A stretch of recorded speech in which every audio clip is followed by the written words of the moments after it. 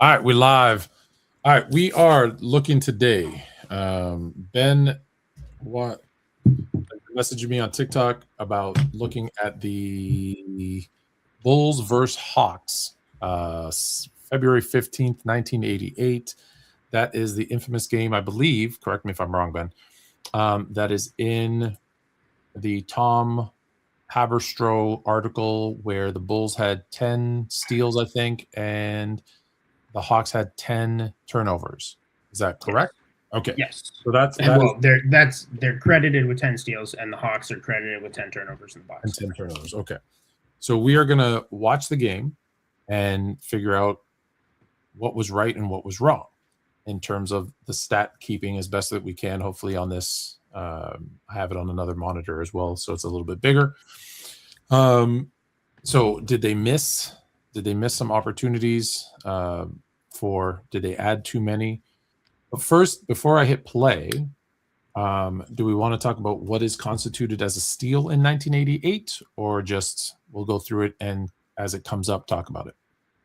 Sure. I mean, I think people who watch basketball are pretty familiar with what a steal is. This particular game, I would argue that I don't think they do. Okay. I think this particular game is a good example of what Haberstroh was talking about in his article, because you don't really have to get into the nitty gritty of did he. So the rule for the most part is the person who obviously you get a steal if you intercept a pass 100% from an opponent. Absolutely. And then if you deflect the current rule, if you deflect a pass under control and deflect it towards a teammate, towards yourself, if you're like pushing it ahead and going on a fast break, or if you, again, under control, deflect it directly away from an opponent, then you should be credited with the steal. If you just happen to reach out and barely get your fingertip on it and a teammate comes up with it, the teammate is the one who should be credited with the steal. Right. So that one is the one that always gets argued because that one's a little bit subjective, right? Because the scorekeeper, have you ever scored a game? Yes.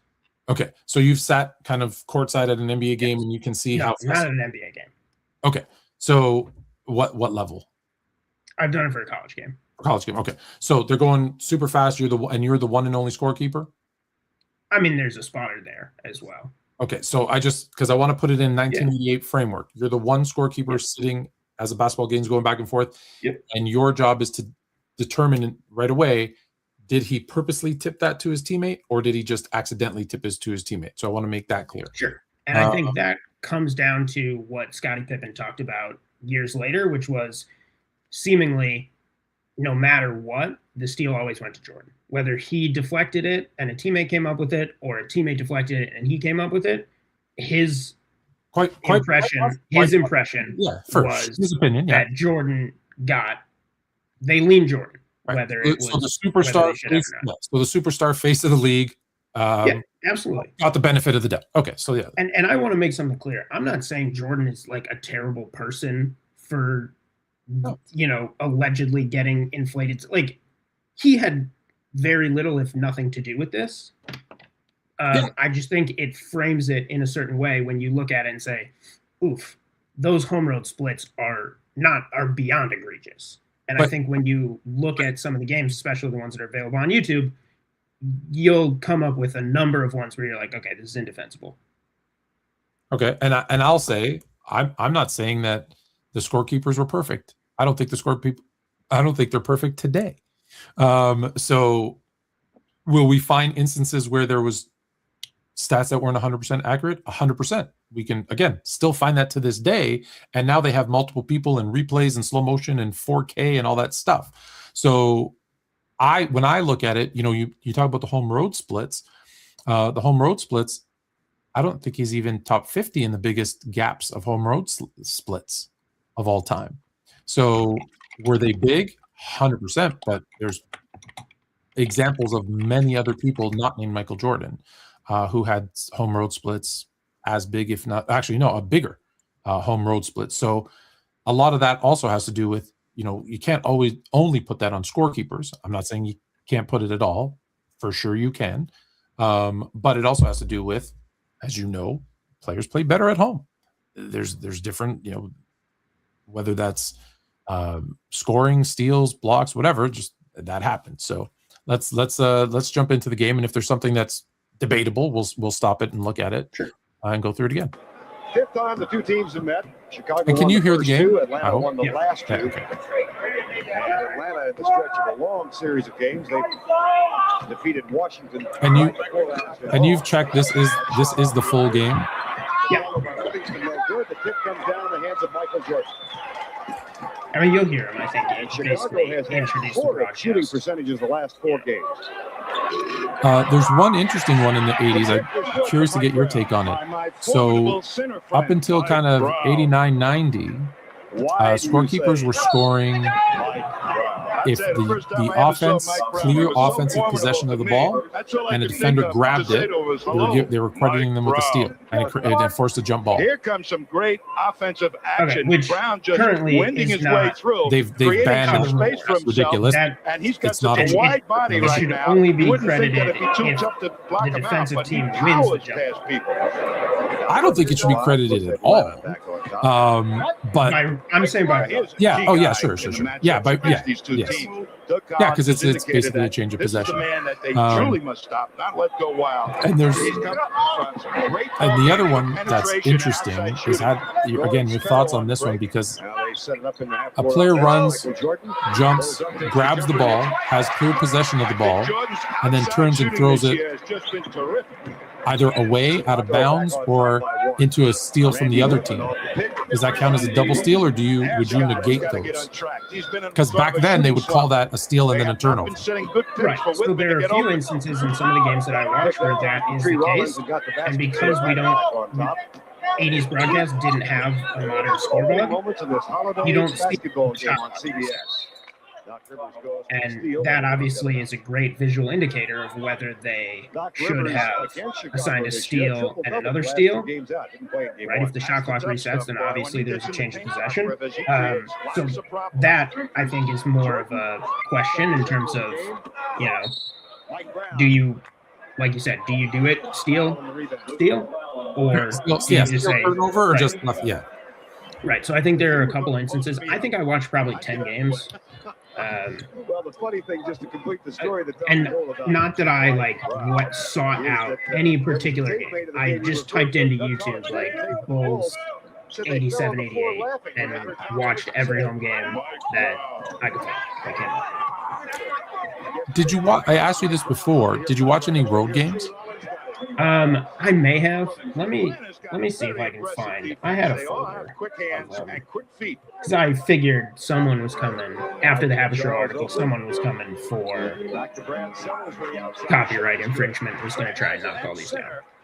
In college, Well, who has you really tried to know, learn to play of at the a much 10 different Habers, position, a quick was forward 10 spot, games? and he's No, responding. 6 games. I think he Isn't that watched. so difficult He for says- so many of these he says he guys to watched come into the 6. NBA? They have to change position. I've only been Yeah, able it to takes a find, little while to been get learn my that. hands on 3. There's Whitman off Were you able to the get any more of those? Okay, so I want to be clear. I cannot speak to the games that Haberstroh watched. I don't know Tom Haberstroh. I don't know. Like, there's a chance he watched only games he can find on YouTube. I don't know. No, no. So I'm not going to sit here and say I watched the 6 he watched. No, well, for sure you didn't. Well, initially you didn't. You couldn't have watched the 6 that he watched because he didn't watch YouTube. It wasn't. We just had a turnover. If Oh. you want to jump back, Yeah, sorry. Yep. Hold on. no, you're fine. How far? Just like 8, 10 seconds. I mean, at this point, if you just J back, you'll find it. Good openings for easy baskets. Take it to each other. Keep going. Fast break. Jordan, here comes Chicago Keep going. going. One more. There you go. Dominic Right will here. take it. Whoop. Did I go too far? You may have gone one too far. It's fine. All right, that's fine. I mean, That's- you'll see it in 5 Dominic seconds. can be erratic from the outside, but when he gets it going, Rory Sparrow shot too strong, and here comes Atlanta. At least I saw a corral for it. Right there. Okay. So that's a Jordan Steele Hawk turnover. Sure. Let's call it. Yeah. What's the timestamp on that? Just, I mean, roughly. I don't need, 3:45. Pressure on the Yeah, middle sure. man of We'll call each it team to 3:30. create the good openings for easy baskets. Chicago back I forgot what I was saying because I'm trying not to just Yeah. sit in silence for. All right, you ready? Here's the list. Oh, sorry. I Sixers know what and- I was saying. Sorry. Let me Yeah. go. I just remembered what I was saying. So the six games that he said weren't available on YouTube. There was some guy in somewhere in Europe, that he had them and no one else had them. And because they weren't NBA nationally televised games, they didn't own the rights to those games. So even the NBA doesn't have them. Then three of them somehow, not by him, were posted on YouTube, or some people found them, I don't know, in the archives. And the other three still to this day no one can watch. So that's the part that I don't like. Yeah. If you're going to do that and use those 6 games, then find a way, make a deal with the guy in Europe, and post all 6 games. I mean, I can understand why he didn't do that. As a professional journalist, he could get in a lot of trouble and potentially lose his job for posting copyrighted material that he knew he didn't have the rights to. But it's not who, it's copywritten by who. It doesn't matter. Someone can come strike it down. Well, he could get the release. Sure. Because it's back then it was either WGN. If the NBA doesn't have it, it's WGN or TNT, CBS. Like there's only a handful of possibilities, right? Yeah. All right. So here's the list of games I watched. Yeah. November 7, 87, Sixers at Bulls. One thing his team needs is a really creative middleman. Yeah. Well, they got speed at all the big men spots. March 10, 88, Lakers at Bulls. Get that into play as much as possible. Atlanta by 2, 7:50 to go. First quarter.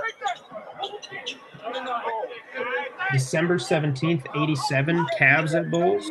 I don't know if you're writing these down or if you. I was, but can you just maybe send them? It's probably easier. Yeah. Okay. So in that game, I have a Bulls at Knicks and Bulls at Jazz. So I did watch 2 road games. Okay. And what did you find?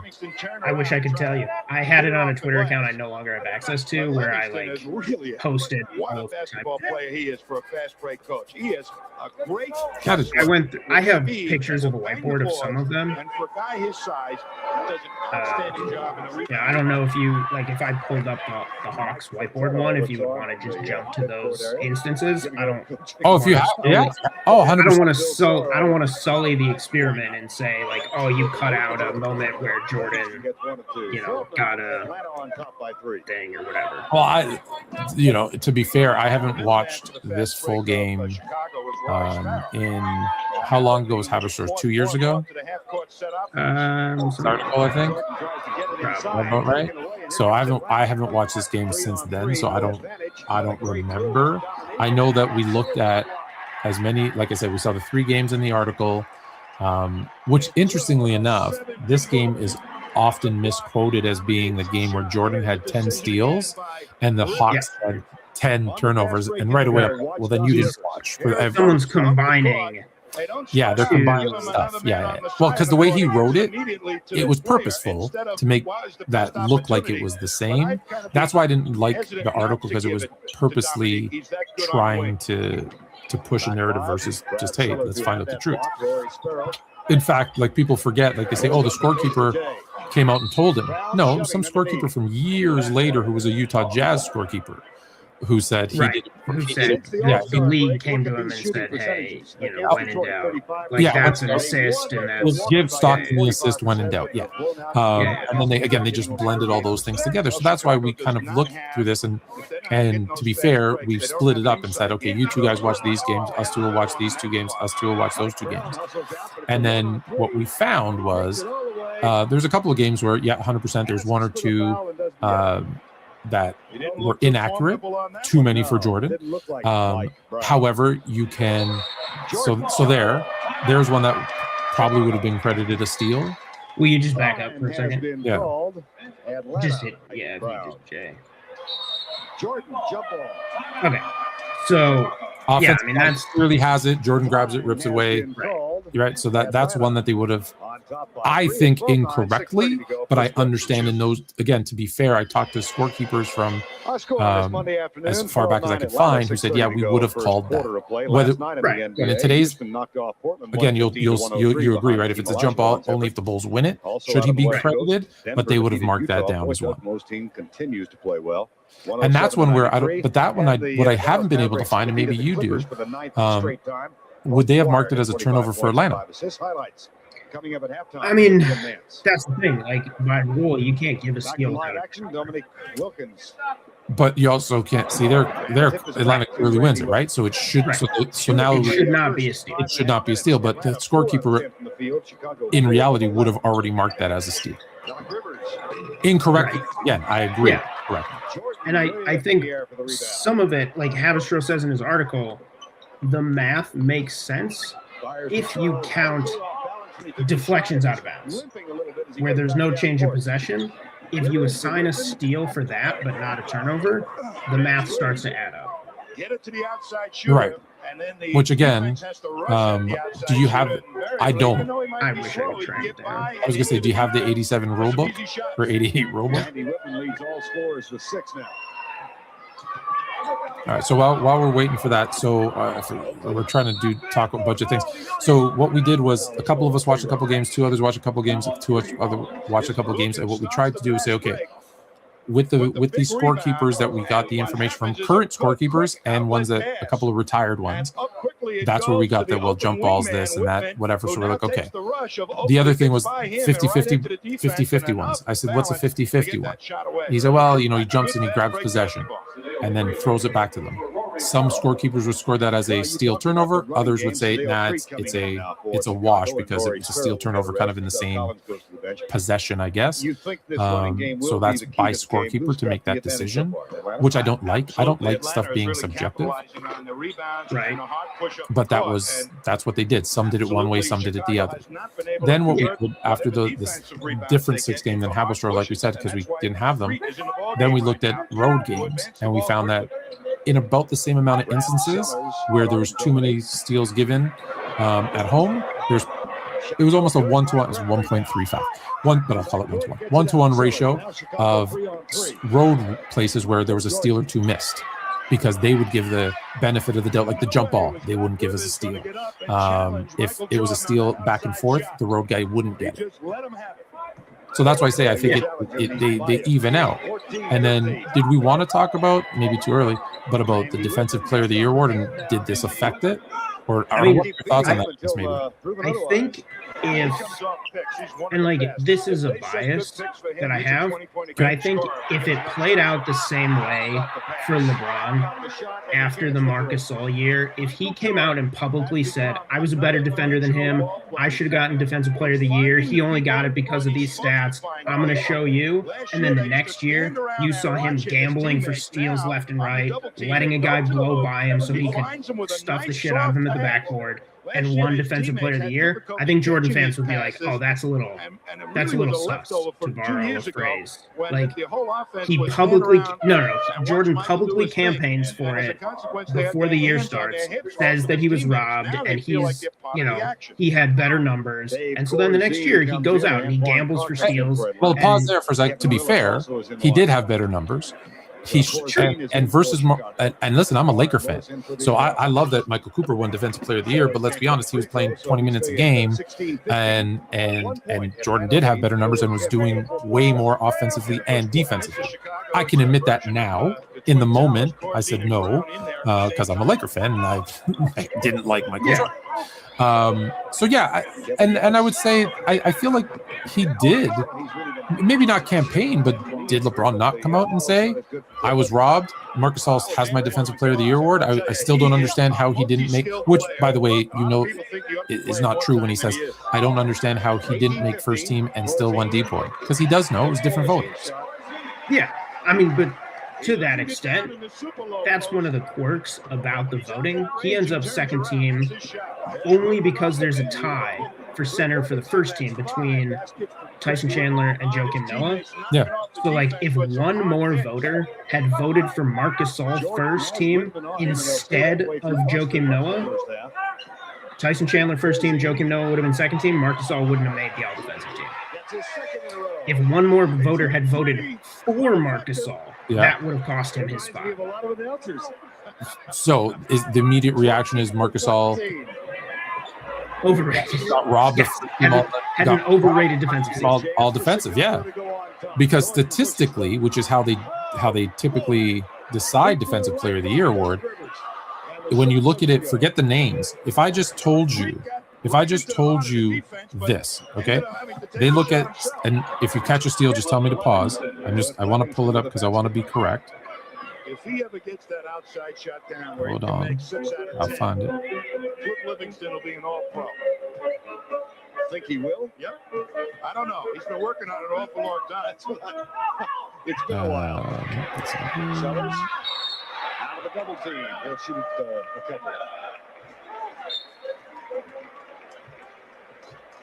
Time has been called. 22-19 the score. 2:49 to go. One named Isaiah, the other called Magic. A matchup made in heaven. Sunday.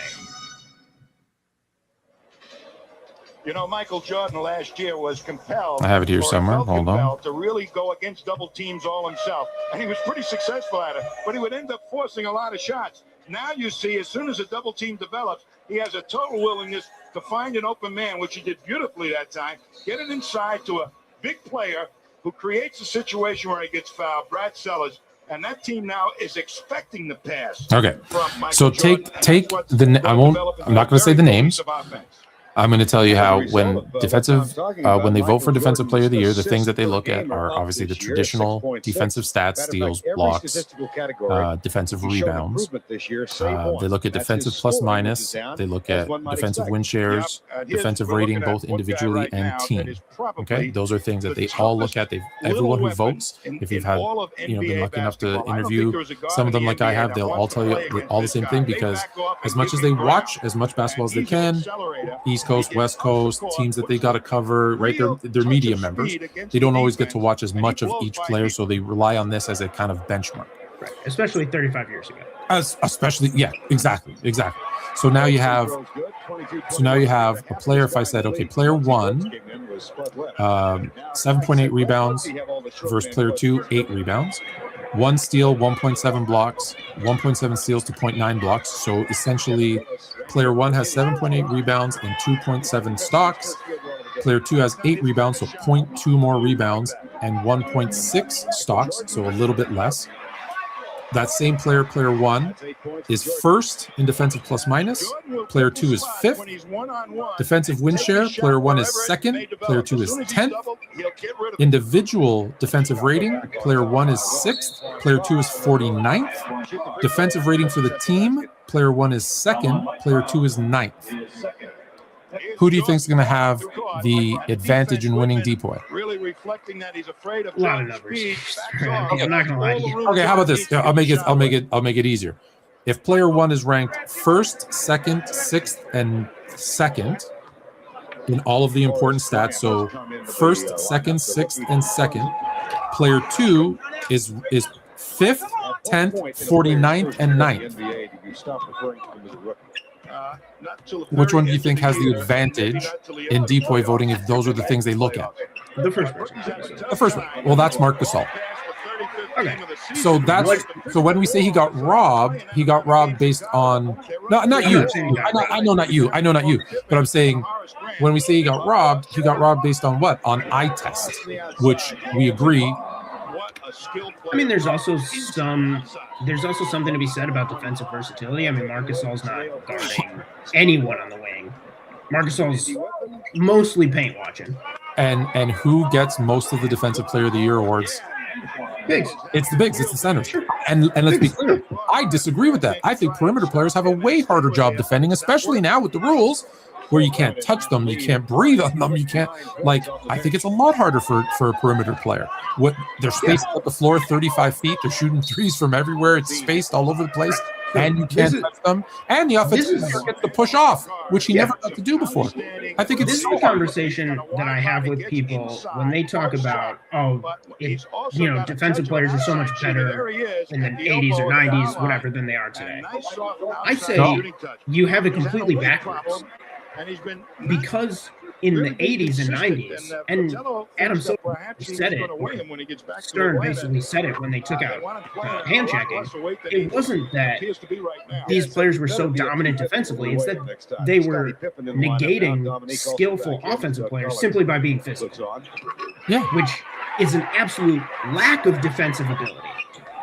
Like, if you're relying on the fact that you're bigger than someone because you're not actually capable of playing defense, right?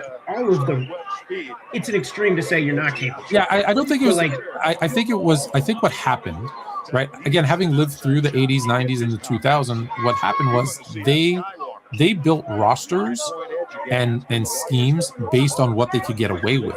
So there was it was very specific. Like, if you look at the roster construction, there was a big who could block shots, a power forward who would clutch and grab and hit you to death, a small forward who was a Swiss Army knife who you typically want him to do kind of a little bit of everything, a shooting guard who was a scorer, and a point guard who was a distributor. Right. And they played that way because that's what they were allowed to do. And if you, I don't know if you've ever followed hockey, but it was very similar in the 90s to hockey, where they had this neutral zone trap, and you had a team like the New Jersey Devils that had a great goalie, and they played this clutching, grabbing style, and it negated all the skillful players, right, doing what they do. Not he was a little bit older, but like the Wayne Gretzky's, Mario Lemieux, whatever. That's what happened in basketball too. And they said, hey, people aren't watching that. It's boring. And they had to do, we forget it's an entertainment business. Yeah. Was that another jump ball? Okay, so Did I miss here, I don't have the timestamps, but here's what I wrote down. Jordan's credited with 5 steals. The other Bulls combined with 10 total. Jordan has 1 steal in the first quarter. That's what we saw. We have 2. We had 2 because the jump ball. Oh, right. So I'm talking about Jordan should have been credited. Oh, should have with been. the Yes, one steal. yes. Should have been credited with the 1 steal. I think we may have missed an offensive foul in the first quarter on the Hawks. So what I wrote down was Jordan has a steal in the first quarter. That's 1 steal and 1 turnover. The Hawks are called for an offensive foul in the first quarter. Yep. So that's a second turnover. Yep. The reason I think we missed it is because I then say there's a jump ball that the Bulls lose on what otherwise would have been a Jordan steal, which we saw. Right. So, and also could have, if they did the Jordan steal, they would have credited Atlanta turnover. CBS Sports coverage of the National Hawks, Basketball Association so I have, is sponsored by Owens The Corning. Hawks get it stolen and Jordan isn't on the floor. So this is what I have written down. Yeah. That's 3 turnovers and 1 Jordan steal. Another steal with Jordan on the bench. That's 4 and 1. There's a shot clock violation, 5 and 1. And then Oakley gets a steal. That's pretty clearly Oakley. So it's 6 turnovers, 1 Jordan steal. There's another shot clock violation. There should be 7 turnovers and Jordan steal. That's the end of the third quarter. And then in the fourth quarter, I have bad pass out of bounds. It's 8 turnovers, 1 Jordan steal. There's a play where Jordan deflects a pass and saves it from going out of bounds, but he saves it to a Hawks player. So no turnover. There's an Oakley steal for 9 turnovers and 1 Jordan steal, and another Oakley steal, 10 turnovers, 1 Jordan steal. That's what I have. I mean, if you want to later check my math in terms of what we miss. So I'll go right off that without, and we'll keep watching. But so based on just that recap, the things that I would add, again, I'm not saying it should be, but what they would have done at the time is that jump ball would have been another steal turnover. So 2. And then the one where he catches and throws it to an Atlanta Hawk player would have been 3 steal, and then a Bulls turnover.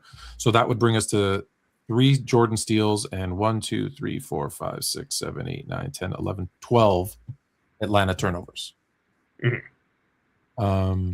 So, I mean, for me, I think, what did I say? There are 2 shot clock violations. There's an offensive foul and a bad pass turnover. Yeah. That's 4. So the math ain't mathing. What do you mean that? Sorry. So, I mean, they're credited with 10 turnovers. No, I counted all the ones you said, plus added the two Right. ones that were So that's still 12. That's 12. Yeah. Right. So, I mean, again, the line in Haberstroh's article was that there are games where the Bulls get credited with more steals than the other team has live ball turnovers, which is true. There are. Well, I think I think he said the same, because it was 10. Because they were credited with 10 steals this game, and they had 10 turnovers. Right, but the shot clock violations aren't Sure live ball turnovers, and neither is the offensive foul, now, and neither is the pass out of bounds. So that's another good question. Were shot clock violations counted as turnovers, and it's like were the scorekeepers counting them as a turnover? And I don't know the answer to that one. It should. I think we both agree they should be. I mean, say what you want about AI. I mean, so I'm assuming you're familiar with the end of shot clock grenade. The end of shot. Where like at the end of games where it's a blowout and where it was gonna be a shot clock violation like 2 seconds before the game clock runs out, and a guy would like hand it to his teammate. Oh, okay, yeah. And then the teammate would be like, "No, I don't want it because I don't want to get credit for the." Okay, but the rule has never been, to my knowledge, that you don't credit an individual with a turnover for a shot clock violation. Right.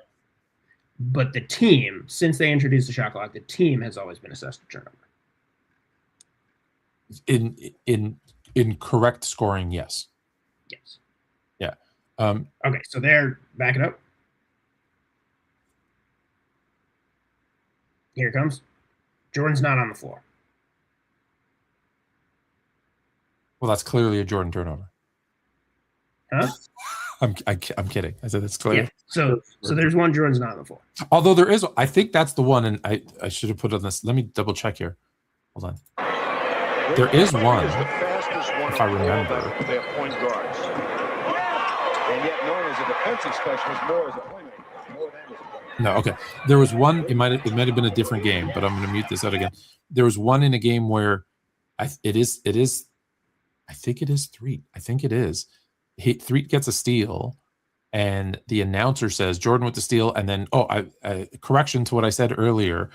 It was, what is the first name? Del Threet. Yeah. And I'm like, I guarantee you, Sedale. Did I say what did I say? Sedale? Didn't I say Sedale? Oh, I thought you said Dale. No, Sedale. And also I'm horrible with names. I purposely say people's names wrong because I can't say them right anyways. And I sat there and I went, the scorekeeper gave that to Jordan. But he can't hear. Oh yeah. Like, he's not. He's standing right next to he's sitting right next to the broadcast booth. He's hearing them more than anything else. And this one I know for sure, because even scorekeepers today, now they have backups, but I'm very close friends with the scorekeeper for the Toronto Raptors. Actually, two of them, two different ones, and they both say the same thing. The announcers are so loud depending on how the setup is, but for most games that they will hear it and have to say, "Hey, I didn't see that," to their partner, right? And say like, "Hey, I didn't hear that. He said it was a whatever block by whoever. Was it really? Yeah. Okay," and they'll go in and adjust it. In those days, they didn't have that backup person. Right, but also now it all gets reviewed at the end of the night. Oh yeah. Now we review. Well, No, it does. It does. I also know scorers who do it for the Minnesota Timberwolves. Everything gets they can't just egregiously assign things. Not egregiously, but like I said, where there's subjectiveness, like for assists, for example, now, there's you pass the ball to a player. He jab steps right and then drives left to the rim, and they're credited with an assist. But we know by rule that's not an assist, because an assist requires an immediate move towards the basket. Jab step the opposite way and then a drive is not an assist. But there's 100 examples of those called an assist. It's the same thing. It's an entertainment product, and no one gets hurt by. No. Although I think Mark Cuban wanting to make the games 40 minutes instead of 48 is probably going to that would actually hurt some people. But Whatever. but that's the thing. Even a non team owner has a lot of sway these days. Yeah, he has a lot of opinions. So that's the thing where it's just like, so you can still get them wrong, because I argue with people all the time on the opposite side where they say, oh, it's always LeBron. Let's be honest. LeBron threw a pass. The guy took 6 dribbles and he gets the assist. And I'm like, yeah. And they'll say, why? And I said, but if his first dribble was towards the basket, if his first dribble is toward the basket, he keeps going unless he turns around. But if he throws him a pass from the baseline and he catches it at center and he goes straight fast break for a dunk, that's an assist. And they're like, no, he took 6 dribbles. Like, it doesn't matter. He could take 100 dribbles. As long as he's moving towards the basket the whole time, it's an assist. Right. And then the opposite of that is, like I say, is if they jab step, it's immediately no longer an assist. If they're curling up, it's and most people don't understand the nuances of that. So they just want to argue for, whichever side they're on. And I've told you this in the chat too. If I'm wrong, I'm wrong. You heard me. I saw that you were on the live today. I was wrong about the Knicks and Jalen Brunson. I have no problem saying that I'm wrong. I just say, hey, this is how I see it, and I think that's right. And if someone can prove it's 100%, like in this game, if we could keep going through this, like right now, you're right. There's probably 2 steals, and they probably credit him with 3. And if we keep going through, and there's not for Jordan, if we go through the rest and we're like, yep, that's all he ended up with 3, then yeah, in this particular game, he was credited with 5 incorrectly, and it should have been 3. I don't care. He's no friend of mine. He's not paying my bills. I have no problem to say it was wrong. Now, does that mean that the entire season is a big sham and a conspiracy to get him to depoy? No, because I think what you said is actually more true. The best player in the league with the biggest star in the league, who's the biggest star in the league, said, I got robbed, and everyone paid closer attention to it. Right. So here's what I'll say. When I was tracking these on the old Twitter account that I no longer have access to. Can we find it? Like, can someone else go and look and see it? Like, is it still live? What was that? What was the handle? I hope not. It was all fact, no cap NBA. I think. Yeah. I don't know. You should bring that back. It's a good name. Look, if you want to buy it from Twitter, like I used like a 10-minute mail to sign up for it and didn't. And then they enough people reported it or whatever that I got locked out. Okay. That's okay. I got people who have the handle Sports Fluent, which is why all of mine were now changed to Sports _Fluent. The underscore. Yeah, I have to put it. Make it the brand. I did. That's why. So I was I would tweet out timestamps. On another thing, I have now. You're more fluent. Like my tagline, I have that trademark, but people still use it. How can I sue them? They're faceless accounts. So I would find the game, and I would watch it. I'd write it down. I have you can't see it, but I have 3 whiteboards around me. This is my office, and I would first tweet would be the link. Here's the game, the date. Box score says there were this many turnovers. Jordan had this many steals. Here's what I find. And then I would go through the thread and put timestamps for every single one. Where it's if I'm wrong, by all means, jump in that link. You go to the timestamps and you say, oh, no, you're an idiot. That's not a block. That's a steal. That's this. That's whatever. By all means, check my work.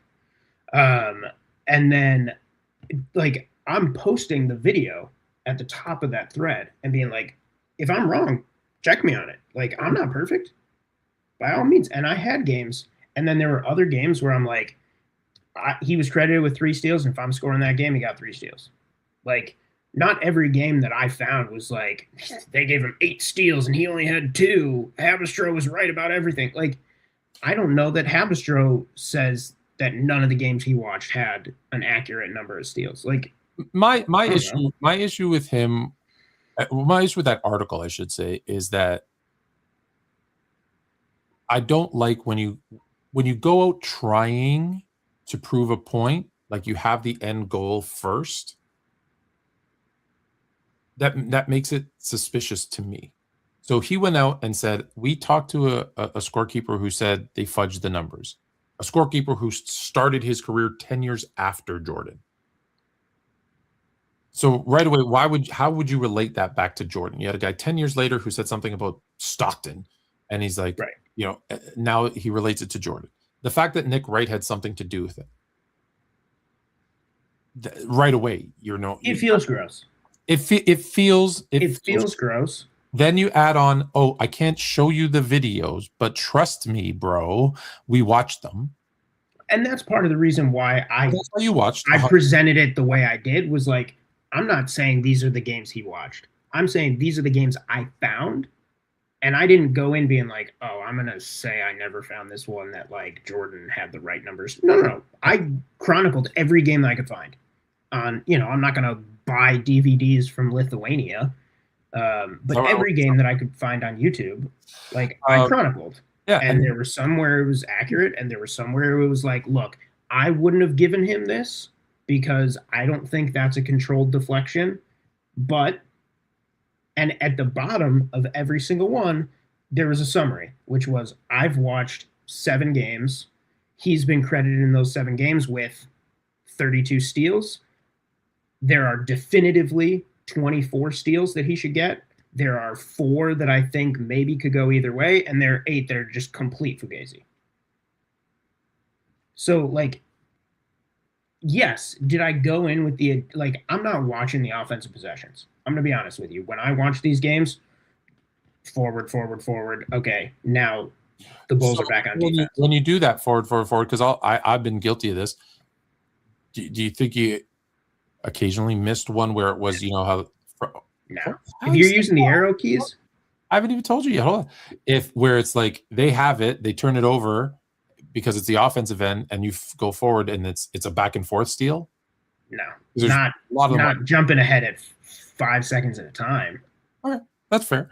So I want to go back then to the thing because now I found it. We talked about the stocks, right? And you said, the road versus home stocks was such a huge discrepancy. So the defensive players who won the defensive player of the year winners, right? Not centers. Sidney Moncrief won it in 82-83 with 129 stocks. Mm-hmm. Then again, he wins it in 83-84 with 135. Alvin Robertson wins it in 85-86 with 340. Also, by the way, huge discrepancy. Road, almost as big as the Jordan one, road and home stocks. By fractions. Michael Cooper wins it with 121 stocks. Dennis Rodman, who I'll count as he's not a center, so I counted him, wins it in 89-90 and 90-91 with 112 and 120 stocks. Gary Payton wins it in 95-96 with 250. Ron Artest with 202 and 03-04. And then Marcus Smart in 21-22 with 137. Those are their total stocks. Okay. Jordan in 87-88, the year that he won Defensive Player of the Year, had 141 road stocks. So even counting zero at home, he was still statistically, based on that one, right, those 2 stats, statistically more than Sidney Moncrief, both of his just total versus just on the road, more than Sidney Moncrief both years, more than Michael Cooper, more than Dennis Rodman both years, and more than Marcus Smart. The only ones who had more than him combined versus his road were Ron Artest, Gary Payton, and Alvin Robertson, who also had a massive discrepancy.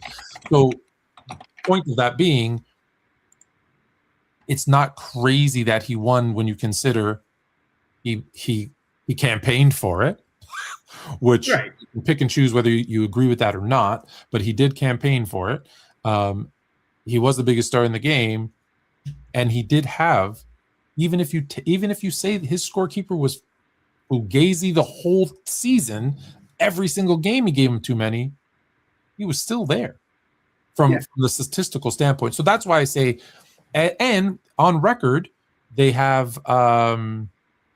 I'm going to forget his name. I don't know if it was Bob Ryan. No, it was the guy I interviewed, Woody Page, I think. Right, Denver guy. Yeah, Woody Page, who I've talked to. He's crazy, by the way. And he told Tom and he told me the same thing. I was giving him deep boy, even if some of those steals were cooked. He goes, he was still getting the defensive player of the year award. It wouldn't have made a difference. So here's what I'll say, and I think now, when let's be honest, the topic is Jordan and LeBron. Like, of course, it is, no matter like what the subtopic is, whatever. That's really what it is. I try not to. It always does come back to that. Yes, 100%. Right. That's what it comes back to. Yeah. And so I think, and one of the things that I take issue with when it comes to what I'll call the Jordan people, right? We all know who they are, is that they will say, "Oh, Jordan's the GOAT. Jordan's the GOAT. LeBron's not even top 30." I'm like, you cannot come up with any objective metric that LeBron is not a top 5 player. Yeah. So when you're, if you ask me, I have LeBron as the greatest player ever. I have Jordan number 2. And then I think there's a pretty sizable gap between 2 and 3. Yeah. I think it almost necessitates a shitting on of the other person. Well, that's where it shouldn't. But that's where I think we've become, though. Like, if you look at anything, Yeah. you look at politics, right? You're now far left, far right, 100%. and the other side are nuts. And that's why I say, like, I find, so for me, you probably came and thought, hey, this guy's a Jordan guy, and Jordan's like just God, and LeBron sucks. And listen, there are times when there's crazy LeBron fans that I will act that way just to stick with them a little bit and troll them. But you hear me on, I saw that you were on Fluent and Chill today. So Jay, Chill, Jermaine, he thinks that LeBron's the GOAT. That's fine. We've had our debate about it. I'm not changing his mind. He's not changing my mind. Right. And I have Jordan. But I've said, I put 137 things, like criteria. I weight them. I give them a value. And then I created an algorithm and threw it all in there. And Jordan came ahead of LeBron for me. It's like 0.3. Like, it's not even a full point. And you may or may not know this, I don't rank active players in any all-time list ever. LeBron is the one and only exception. So when people say, "Oh, you hate LeBron," I'm like, how?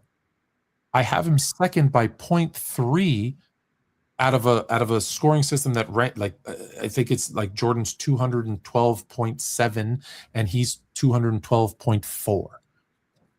How is that hate? And I don't rank any other active player except LeBron because I feel like he's deserved it. His career is awesome. He's 23 years in. He's probably right. Like, when people are like, "Oh, he got swept," knocks him out of the. I'm like, aside from a scandal where it comes out he's Brendan Sorsby and has been his whole career, there's nothing that can happen in the rest of LeBron's career where I would then be forced to reevaluate. He can't go backwards. He can't go down. He can't go backwards. He's for me, he's locked in at number 2. And I've said this openly. He's going to get to a point, and he's pretty close, like where if he plays 25 more years and he finishes year 25 again doing 22, 6-6 or something, right? I'm just like, how do you not have him one? Because he's just been so great for so long that even though you might say, okay, I might still say, well, I think Jordan at his peak, I'd probably still take him. Yeah, but he did it for. Part of me wants to see LeBron just for 11 years. If you think about it, he played 15 years. 2 of those were hurt. Right. 2 of those were with the Wizards. So he really had 11 years where, he did a lot in 11 years. He won 6 titles, 10 scoring titles, 3 steals titles. Like, he did a lot in 11 years. But you have a player whose book is 25 years long. I'm like, right. It's hard. And like, so for me, and part of it is like, again, like we said, it's become, you have to shit on the other guy, where it's like, oh, LeBron's not a winner. Like, really, how many non-winners have 4 titles? Oh, LeBron doesn't play any defense. How many non-defensive players have 6 defensive player of the years? Like, I It's- think all first team. huh? Oh, sorry. Say that again. Like, just, the knocks on LeBron. Oh, he's not a winner. He still won 4 titles. Oh, he's not a good defender. He still was, I think, 6-time all-defensive team. Yeah, a defensive player of the year, but yes, that's what I thought. No. Yeah, all defensive. Yeah. All these things that are, knocks or whatever, like LeBron still checks every box. Now, whether it's in Sharpie or pencil, Let me just go back to the winner thing though. Like, yeah, he won 4, but he still okay. Look, he also led the second best team 6 more times. Yeah. Right. Like, it's just like, okay, he didn't win, but he won. right. But also, like, I'll look at it, and we've veered off. Which if you want to be like, look, let's hone back in. There have been 4 instances of a preseason team going back, I think, to '83, as far back as Basketball Reference has the preseason odds. Go back. Where Hold on one sec though. Go back one sec. as a block. This is Pippen, but I'm curious what you think of this. So Pippen blocks it / tips it. That's a and block. Is okay, and then That's a Oakley, block. and that's a block. Yeah, that's a block. I just wondered, do you think though, would a scorekeeper see this and be like, oh look, he tipped it to Oakley, that's a steal for Pippen? No, because you have to give the other guy a shot attempt because he's not passing it. Eh, And so there were some games where I was like, oh, is that a block? Is that a steal? And I would go back and count every shot. And then when they would flash up the field goal graphic, I'd be like, okay, my math checks out. That has to be a steal and not a block, because if you count it as a block, it has to be a shot, and then their shot totals are off. yeah, okay. But so now I lost my train of thought. Yeah, I do that to people. We're talking Jordan Braun winner. Oh, right. So there are 4 instances going back to '83, which I think as far back as Basketball Reference has preseason odds, where the preseason favorite to win was plus 100 or shorter in terms of the odds. One of them are the 97 Bulls. So, like, of the 4 most gravity preseason teams, Jordan led one of them. So, like, am I going to lose my mind over him winning that title? No, congratulations. You had, one of the 4 at the time. It was the most. Yeah, you can come off a 72-10 record, and Right. That's true. And the other 3 are the KD Warriors, where LeBron played them twice. So, like, can we not call them the KD Warriors? Can we call them the Warriors with KD? sure. Okay, I appreciate it. But so, you're talking, and I have this conversation with people when it comes to competition. And this is where I think Nick Wright does make a good point, as awkward as that may feel, which is he says, you look at Bill Russell, he won 11 titles. And then the next generation, the guy with the most titles is Havlicek with 8. And the next generation is Kareem and Jordan with 6. And the next generation is Kobe and Duncan with 5. And the next generation is LeBron and Steph with 4. And, like, at what point do we say there's more talent, it's spread out, it's going to be harder to win as many championships? Well, I think the Russell thing, the Russell and Havlicek thing are skewed for me. One, because Havlicek won, I believe, 6 of them with Russell. Right. 4 of them coming off the bench. And Russell had to win 1 round to get to the final. So, right. Yes, if you randomly selected the champion, yes, you would expect Bill Russell to have 2 rings. What's if you that? just randomly pick the champion every year. Oh. Over the course of his career, you'd expect him to win about 2 rings, which is absurd. Yeah, when there's 8 or 10 teams, of course. Yeah. But so my point is, it's not that I use the word easier and it ruffles a bunch of feathers, but it's just because what I mean is not that winning 1 round, like if you jump to the Western Conference Finals, it all of a sudden is easier because the team will be better. I agree with that, but it is easier in the sense that, hey, we have to win 4 games and we're in the final. Yeah. And sorry, that is easier than winning 16 or 12 because you have to win 16 to win it. But 12, it's easier to win 4 than 12, even if the team that you're playing is better. but you're also Right. the best team by far. Right. Which is why when people talk about like, oh, three-peating versus, what LeBron did, where he's winning here, he's winning there, he's winning. It's like, if you have already demonstrated that your roster, your system, your chemistry is good enough to win an NBA championship, is it that much harder to then come back the next year and also exert that with the same roster, the same chemistry, the same system? And like, to me, it is harder. You think it's harder? It is harder. Oh, see, I think it's the exact opposite. I think it's easier. It's harder to win. It's harder to win back to back, and it's harder to win back to back to back and back to back to back because there's factors that go beyond the roster. Because one, obviously, there's the roster, but then you've also played more than everybody else. You're deeper into the season. Teams will now start giving you a better performance when you are the champ versus when you're not. Like, I guarantee you watch, the Spurs will not win 62 games next year. Even though they might be a better team, they won't win 62 games next year. People will play them harder, and then there's the chemistry, there's wear and tear. That it's really hard to repeat as champion in basketball because of intangible factors. People get complacent. Players who were bench players want more time, want more money. Denver's a great example of, they lost one guy and no one would have thought, oh, Bruce Bowen, but. Bruce Brown makes a big difference because him leaving now changes the entire dynamic of that defensive set. Now guys have to play more minutes and this and that. So it is very, very hard. And you can see teams there. Look at the Warriors. You said the Warriors with KD were, preseason favorites 3 years in a row. But guess what? One KD injury though, and now that third one becomes right. But like, right? I think it would be easier for the Knicks to come back and win the title next year than it would be for Jalen Brunson if he got traded to the Cavs.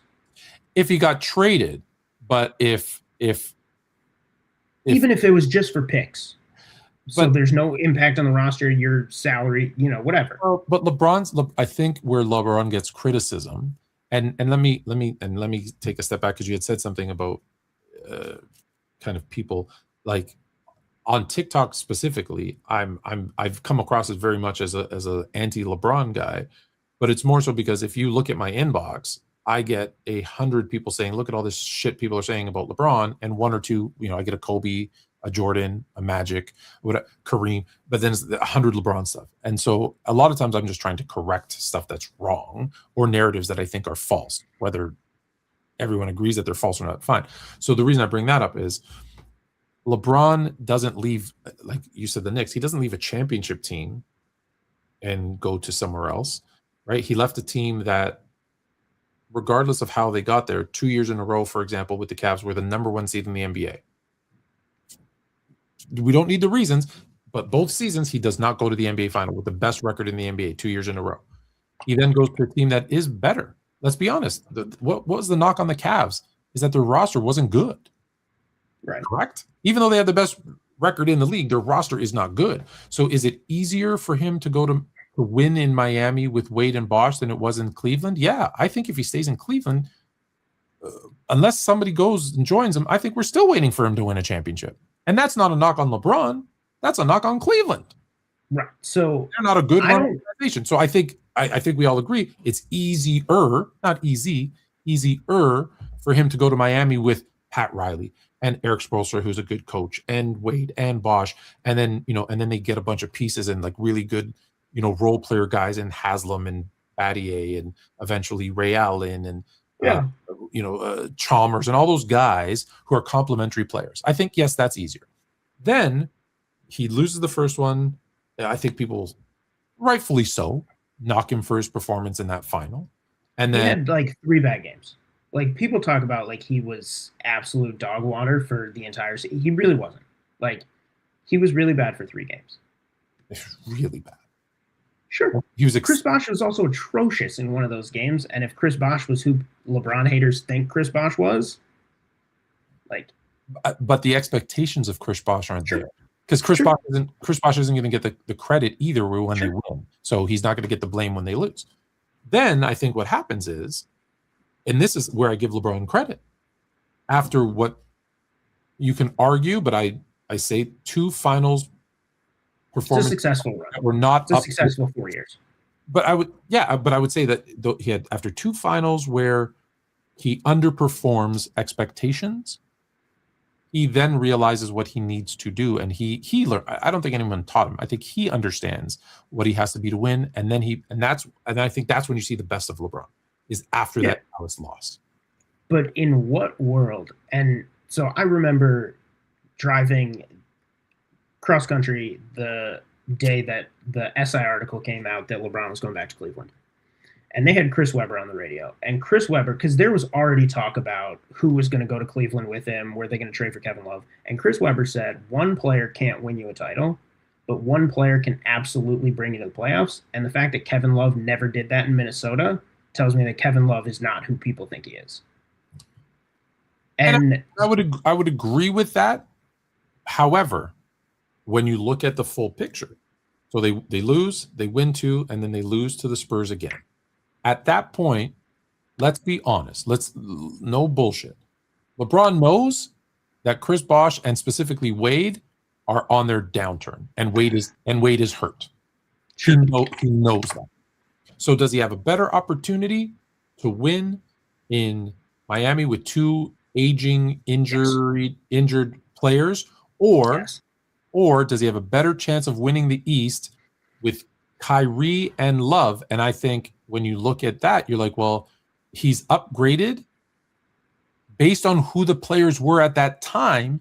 Kyrie was an upgrade to Wade, and Kevin Love was an upgrade to Bosh. And Kevin Love doesn't have to be the number 1 guy that carries you to the playoffs, because in that team, he's the number 3. Yeah. But so can he not do what Chris Bosh did at that number 3? 100%. He's younger, he's healthier. And so that's where, now, does this guarantee you anything? No, it would have been a lot easier for him to go to whatever the number 1 team was in the West and go to the Warrior, whatever. Sure. But what I'm saying is it a better situation than Miami at that point? Yeah, it was. And let's be honest, would you not agree that Kyrie is at that point, knowing that Wade is now injured and on the downside, is for the next 3 to 5 years, a better, younger than Wade? I mean, maybe, but LeBron ain't going back to Cleveland to be like, look, let me build this thing. We'll take our lumps. We'll lose in the Eastern Conference Finals 1 year. Then maybe LeBron's going there to win immediately. Right, which is why they trade Wiggins, the first overall pick, right. their second since he was gone, or third since he was gone. Third. Although third, right. The Kyrie pick isn't theirs. Fair, but they did have 3 first overall picks. I think they had like 7 top 10 picks. Like they had him leaving. Yeah, they had picks. Let's remember, when he left, it was a sign and trade. Right. It was a 6-year deal and picks. So that was horrible by me. That was stupid on Miami's part. But I mean, that's what I tell people is like Toronto doesn't win a title without the sign and trade of Bosh, because Bosh ain't winning him a title. Bosh is good enough to as a number 1 to lead your team to be like they're a fringe playoff team. A 7. And maybe you take a game off the 2, but you're not winning. You're not moving on. But that's who Chris Paul. Yeah. They get Jonas Valanciunas, who turns into Marc Gasol, and they win the title. They don't win the title without him. And I don't think the Cavs win a title without the sign and trade of LeBron. Because, again, the Kyrie pick wasn't theirs. And they don't trade Mo Williams to the Clippers, which is an egregious trade looking back on the Clippers' part. You gave an unprotected pick basically to dump Baron Davis's contract. Like, they really needed to dump Byron Davis. But you're right. They don't make that trade if LeBron's still there. No, of course not. They're not taking on bad contracts. No. But that pick turns into the Kyrie pick. And so that turns into Kyrie. And I don't know that LeBron, because here's the biggest thing. And I did a deep dive on this. Anyone who faults LeBron for leaving Cleveland has an agenda. Oh, The I've actually, I'm on record. absolute left. dumpster fire I would have left. that is the Cleveland front office drafts from 2004 to when he leaves. It's a disaster.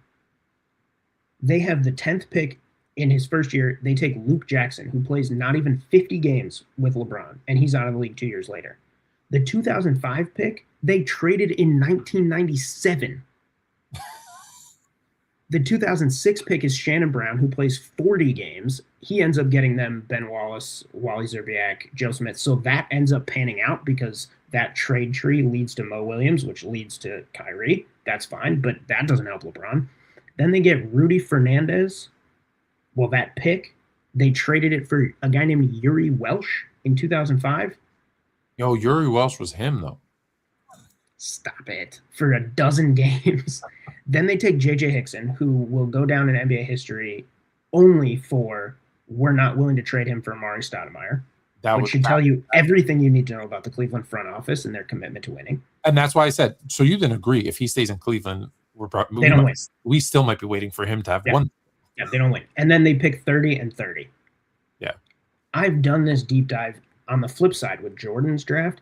Every single first-round pick that the Bulls have for the first 6 years that Jordan's there plays at least 240 games with Jordan and then turns into something else. I will have you know, the trade tree, there is a trade tree that nets them Joakim Noah. You missed a pick. Who? Keith Lee. No, because Keith Lee gets packaged with Ennis Watley for Charles Oakley. But Keith Lee on draft day. But Keith Lee was a first-round draft pick that did not play and should have been Karl Malone. No, because they traded for Charles Oakley. So I'm looking at Charles Oakley as the pick. No. I'm talking about the guys they walk away with. So they walk away on draft day with Charles Oakley. Okay, fair. In that case, who plays 240 games, and then they trade Charles Oakley. There is a trade tree that lands the Bulls Joakim Noah. There is a Jordan era pre-first title trade whose trade tree nets them Joakim Noah. Yeah. That's incredible. That's 20 years that they are still picking fruit from this tree. I will say. And the Cavs are out here like, we got you Antoine Jameson. Isn't that enough? But I will, the Cavs are horrible. But I will say, Keith Lee, even that it turned into Charles Oakley versus Karl Malone. Okay, sure, but you can do that with every single draft. When people say Krause was perfect, I'm just like, well, no, but those drafts, come on, you walk away every draft with a guy who plays 200, basically, full seasons just with Jordan, and then when they're done getting the juice, they trade him. Like they trade Charles Oakley and get Bill Cartwright, who plays serviceably for them, and Will Perdue, and then they trade Will Perdue for Dennis Rodman. They get Brad Sellers, who then gets traded for B.J. Armstrong. They walk away with Pippen and a pick swap the next year. Oh yeah, they take Horace Grant. A lot of luck, but a lot of good decisions. 100%. But they're also picking, and these are their picks. So like with the Oakley gets picked at 9, but they had pick 11. Olden Polinis, they pick at 8, and obviously they trade him for Pippen, who was taken at 5. They're picking 11, 9, 8, 10, 11, 6, 18, 20, 22. The Cavs are picking 10, 25, 24, 19, 30, 30. Stop it. Like, there's nothing. Like, LeBron is so good. He's dragging this team to a place where they can no longer be competitive. Because they can't build. There were some picks there, though, that they would have had higher that they traded, though, previously, too. You're right. The 13th pick in 2005 that they traded in 1997. So there's some listen, you're not going to get an argument for me that Cavs are horrible and he should have left and he did what he should have done. So when people say, "Oh, why didn't LeBron then win in Cleveland?" It's because he's not getting 5 top 10 picks. Right. Yeah, no, 100. He had to leave. I don't hold him leaving against him. I don't hold him going back against him. The only thing I hold against him is not winning more titles in LA because I'm a Laker fan. But that's It'd be like that sometimes. that's just greedy. Yeah. We want to win every year. But no, he had absolutely every reason to leave, as he should have. But like I said, to go back to your original point though, someone in the comment was like, if it was easier, why didn't he win 3 titles in a row in when he went back to He came pretty close. where? He just think about it. He went back to the Heat after being in the finals once in 7 years with Cleveland, who we established. Yeah. He goes to Miami, easier than Cleveland. He goes to 4 straight finals with better players than he had ever in Cleveland. Then realistically is a bounce or two from winning, like the Mavs series. Yes, all-time choke job. Oh, listen, sure. listen. Absolutely, but but the Mavs series. Let's be clear. If he doesn't have that 8-point game, and if they don't make fun of Dirk coughing, they're up 2-1. They should win. They should win that series. Now, here's the thing: conspiracy theorists will say, and this is where I have fun with LeBron fans, is I'll say, well, he played like that after that because he knew that if they won that series, Dwayne Wade would have been the Finals MVP, and he couldn't live with that with his legacy. So that's why. But like they lose game 2 by 2, game 4 by 3. Like these are not like you're a 3-pointer away from this being a sweep. Yeah. Like obviously revisionist history, 100%. But like it's not like they were getting blown out, right? This isn't the 07 Cavs where like you got no shot. Well, thanks for punching clock. The 07 Cavs, you can say they probably should have won 1 game. Sure. 1. But that, again, there's never been a team until OKC to win a series missing their second leading scorer and win. Yeah. Never. Other than this year, OKC, no team has ever been missing their second leading scorer and won a series. They go into San Antonio without Larry Hughes and they get swept. Okay. Right. Should have won that game where I think it was a 1-point loss and LeBron goes 2 for 6 from the free throw line? Yeah, probably should have won that one. Other than that, okay, so they lose 4-1. Big deal. He doesn't get swept like that. Yeah, they had no. They had no. The term "gentleman's sweep" just comes into the lexicon 10 years earlier. And here's where I defend LeBron. There was a guy who came out and said, "Oh, well, the Cavs, aside from LeBron, averaged. I'm going to get the numbers wrong, but approximately 84 points per game, and they were the 4th-ranked defense in the league. And they faced the Spurs, who's other than Tim Duncan, were averaging 78 points per game, and they were the 3rd best defense in the league. So LeBron had the better team. And I say, well, hold on. The 84 points per game was including Larry Hughes. You have to take him out. So now that team is averaging 60 whatever points per game. Yeah. And now it's not the same. And well, yeah. Oh yeah. Well, yeah, still that's not the point. I'm like, yeah, that is actually the point. But so absolutely. 2011, it's egregious, it's a stain, like it's a huge black mark. It really isn't as like lopsided as people think. Like again, they're 3 points away from a sweep, basically. And yeah, keep going. And there are games that are just like that for Jordan, just not in the finals. But people don't care. Like there's a game in I think whatever year they play the Pacers, where in a game 7 against the Pacers, where Jordan like just lays a complete second half egg, and Tony Kukoc hits like 5 threes in the 3rd quarter, and the Bulls end up winning by 5. Like if Tony Kukoc doesn't catch fire, they lose that game, they lose that series because that was game 7. But that's why it is a team game. Right. But where was LeBron's Tony Kukoc in 2011? In 2011, it should have been Wade. No, and then you don't expect Tony. You don't expect Tony Kukoc to be the second best player on the team. Well, no, but he's the second best shooter on the team, 3rd best scorer. Yeah, so that's Bosh. It's Bosh. And Bosh lays an egg in 2011. Yeah. Yeah. Look, I'm not going to sit here and say but hold on. But then he did. Now this isn't LeBron laying an egg, but Bosh back out to Allen. No.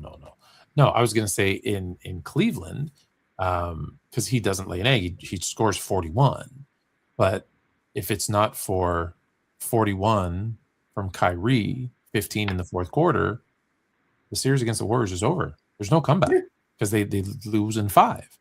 So it's not like every player needs help. So it's not like you didn't get help ever. And so I do want to address this person who said, why didn't he win 3 in a row? Right? Is it, if it's easier, why didn't he win 3 in a row? Well, again, he goes to Miami, he wins 2 out of 4, and you can argue, the first one and the last one that they lost, whether they had a shot to win. I mean, the last one and then when he goes to Cleveland, let's be very, very clear. He again goes to 4 chips. Why didn't he win 3 in a row? Well, the first one, he plays the Warriors, but Love and Kyrie get hurt. Well, I just told you, without your second leading scorer, no one's ever won a series. How about losing your second and third leading scorers? Right. Then they have the 3-1 comeback, and then it's KD with the Warriors. So he didn't win 3 because it was, but he still got to the finals. It was still a better opportunity for him to get to the finals, because look what happens to Bosh and Wade after that. Imagine if he stays, his contract was 6 years. He opted out after 4. What if he stays in Miami for those 2 more years? They're not winning. Yeah. They're not winning. Miami's not winning. So there are obviously a number of things that come up over the course of a lifetime of someone who has positioned themselves as an anti-Jordan guy, right? Like, sure. One thing is the drafts that we talked about. Like, Jordan gets an immense amount of help in the draft. LeBron gets absolutely nothing. And the other thing that since you're saying you're an anti-Jordan guy, but let me give the flip side then. The draft it's luck to a certain extent, because those guys end up panning out. Yeah. They just as easily not have worked. Pippen could have stayed mentally weak and let a headache, stop him from performing. And Horace Grant could have gotten pissy and left earlier. Right? Like those 2 being the top 2. Kukoc could have said, the way they treated me in the Olympics, I'm never coming here. Okay, the Will Purdue for Dennis Rodman. Dennis Rodman could have completely Dennis Rodman could have gone full Dennis Rodman, like he was doing in San Antonio, and just, to the point where he almost became unplayable. But I mean, on the Rodman front, they get a distressed asset. And right, they're very lucky that he plays nice for the most part. Right. But then they still deal with, in '98, Pippen deciding to wait to stick it to them because of the contract. He plays 44 games because he decides to have his surgery after the offseason, so that he misses half of the season. I just want to say one quick thing on that. There is no scenario that Luke Jackson ever becomes a player in the NBA.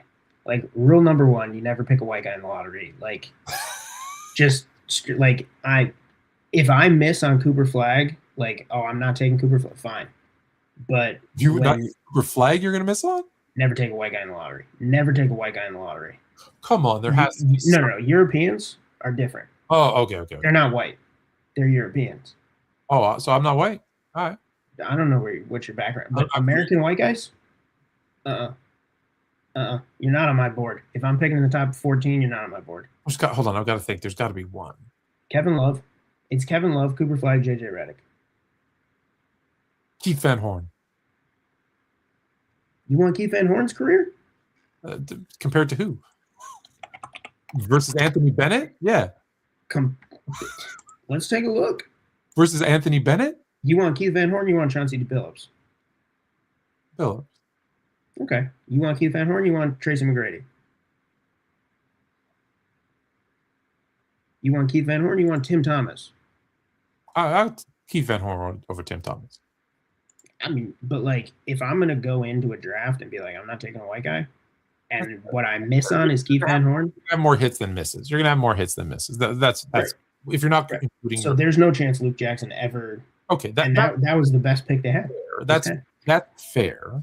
But so one of what I'm saying, some of those guys, like, listen, I've said I think Cleveland might be the most poorly, next to maybe the Clippers, maybe the most poorly run organization ever. Although at least the Clippers do get talent in, they just don't work together. But like I said, the Bulls, because we can look back now and say, okay, Pippen worked out, Horace Grant worked out, that Dennis Rodman move worked out. It's very much like Masai Ujiri trading for Kawhi Leonard. Yeah. Everyone says he's a genius because it worked out and they won a title. Yeah, you go all in. But if you go all in and you mortgage your future and you don't win, There's people are like, we don't have a pick till 2092. It would have been very, very possible that he stays injured and doesn't play, and Right. they don't do a damn thing. Like that one shot doesn't go in against the Sixers. Like there's a million things that could have gone against them, and Right. that's the stupidest move ever. So I'm just saying, like the Bulls, again, in retrospect, yes, not every move, the vast majority of moves worked out. Cleveland, the vast majority of the moves did not work out. Right. So, I mean, like I said, as a, anti-Jordan guy in that framework, again, I have him second overall. So, like, there are just some unique things that happen in Jordan's career that simply just don't happen in LeBron's career. Namely, Jordan had multiple players who were either All-NBA or All-NBA talent die in the middle of their career. Or in Len Bias's case, before his career starts. Like, the Celtics come off a title, 10 days later have the number 2 pick in the draft, and take a guy who could very well extend their dynasty, and he just dies. And now McHale has to play more minutes, Bird has to play more minutes, they wear down faster, and the end of their careers comes much faster. He doesn't just die; he ODs. Kill himself, essentially. Yeah, it wasn't Right. random. He got hit. Right. It's not like he gets mugged. But I will say though, Larry Bird is on record as saying, if he comes in, he wasn't going to play with him. He was going to retire. Because don't forget, his back is in shambles at that point. So not by 86. Yeah. Doesn't he hurt his back in 88? No. That's when it gets really bad. He originally hurt his back shoveling his mom's driveway in it was like in 84 or 83. Oh, summer 85. Okay, so yeah, the next year. Okay. So I mean, McHale's never the same. He has the foot problems and he wears down. So imagine though, Len comes in and Bird and McHale go, okay, Celtics, you got this, and they leave. Is a Len Bias led Celtics team without those two guys? Are they any good? Maybe. Or is he just this insane? He probably challenges our scoring titles. And I'm not saying like Drazen Petrovic is going to lead the Nets to a title, but like he dies. What are the 94 Blazers? What are the 92 Blazers? Whatever team Jordan plays in the finals. You know who's not on that team? Arvydas Sabonis. Because Jordan plays most of his career in a time where some of the best players in the world aren't in the NBA. For whatever reason. It's not like that team wasn't good. There's their second final in 3 years. Like there's still a good team without Arvydas Sabonis. No, that's what I'm saying. It's like they take 2 games off the Bulls without Arvydas Sabonis. They have used a pick on Sabonis and he just doesn't play. Yeah, right? Because he's not in the league. Yeah, fair. Right. Yeah, and so it's the same knock I have on guys whose careers were mostly but with that being the ABA was around. Like, come on.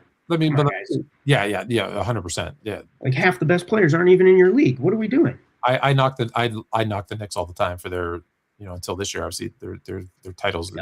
This year really hurt just because for a while it's like, look at every coach LeBron has had. How many of them have done anything since he left? None. Well, now Mike Brown has. So Brown has, that hurts the LeBron narrative. David Blatt though. But David Blatt's a really good coach. David Blatt's a really good coach. I played for a guy who got a raw deal. He's a really good coach. In his heyday.